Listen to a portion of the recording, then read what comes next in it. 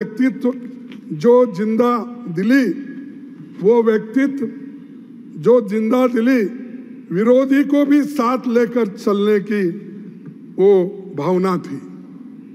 पढ़ू साहब और एक बार पूरा ये व्यक्तित्व जो जिंदा दिली विरोधी को भी साथ लेकर चलने की वो भावना, वो सज्जनता, वो महानता शायद निकट भविष्य में देखने को नहीं मिलेगी। और उनकी देशभक्ति के प्रति और उनके अटूट साहस के प्रति हमारे हृदय में आदर के अतिरिक्त और कुछ नहीं है।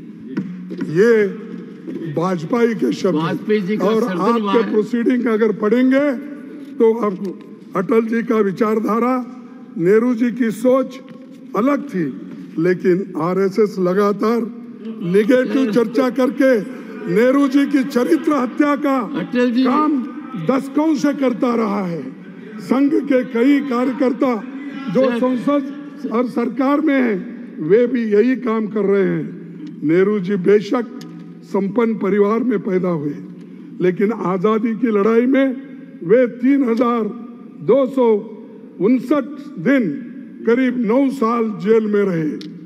नेहरू जी 1929 में कांग्रेस अध्यक्ष बने तो फंडामेंटल राइट्स और इकोनॉमिक पॉलिसी पर उन्होंने काम शुरू की थी।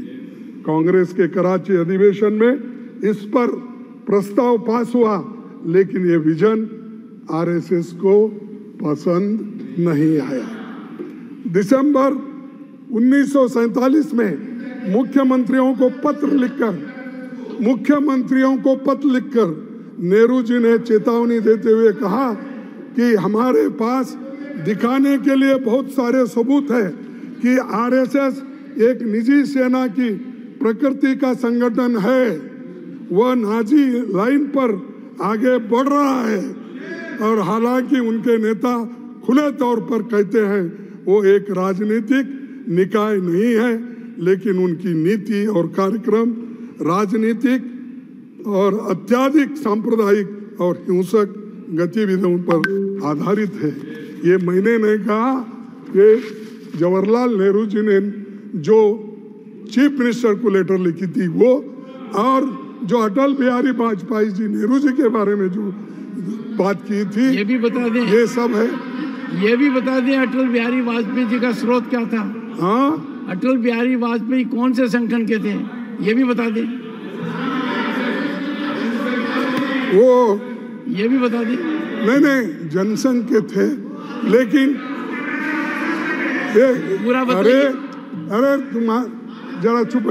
अच्छा, इनके पास आरएसएस अटल जी के वाजपेयी के नहीं, वाजपेयी के जैसे नेता अगर होते तो ये नौबत नहीं आती थी।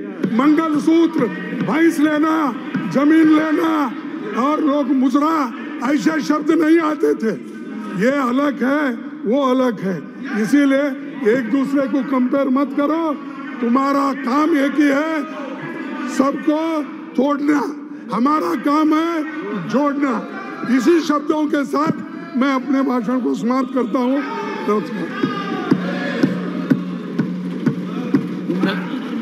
नहीं